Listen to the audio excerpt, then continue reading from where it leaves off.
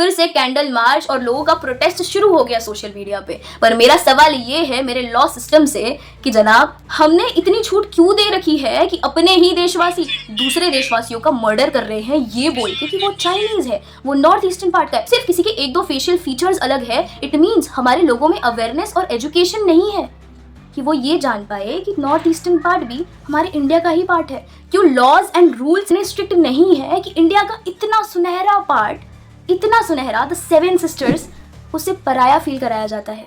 क्यों laws and rules इतने strict नहीं है कि इतने टाइम से अब्यूजिव एंड रेसिज्म वाले वर्ड्स अब तक यूज किए जा रहे हैं? वाई? तो आपका फेशियल फीचर किसी को हल्का सा समझ में नहीं आया और उसने आपकी जान ले ली। ये बात है एंजल चकमा की, जो नॉर्थ ईस्टर्न पार्ट में उत्तराखंड में रहते हैं। अब बात ऐसी है कि एंजल चकमा अपने मास्टर्स के लिए देहरादून आए हुए थे। जस्ट एक नॉर्मल दिन की तरह वो अपने छोटे भाई के साथ मार्केट में ग्रोसरी शॉपिंग के लिए जा रहे थे।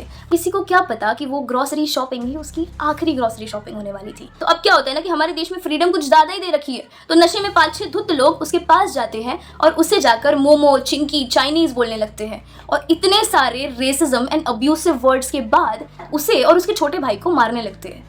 अब इसके अपोज में जब एंजल चकमा सिर्फ ये कहते हैं कि वो चाइनीज नहीं इंडियन है, तो उसमें से एक इंसान को इतना गुस्सा आया कि वो अपने पास रखे हुए चाकू से एंजल चकमा को वार कर देता है। एंड वो जो चाकू है वो सीधा स्पाइन की तरफ लगती है।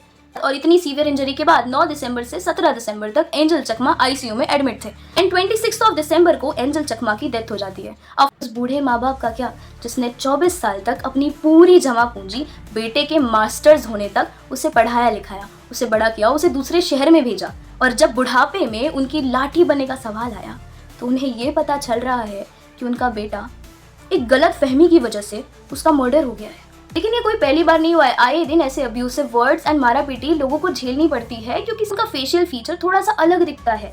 लोगों को जब कंफ्यूजन होता है तो वो सीधा मारा पीटी और दंगे पर उतर जाते हैं।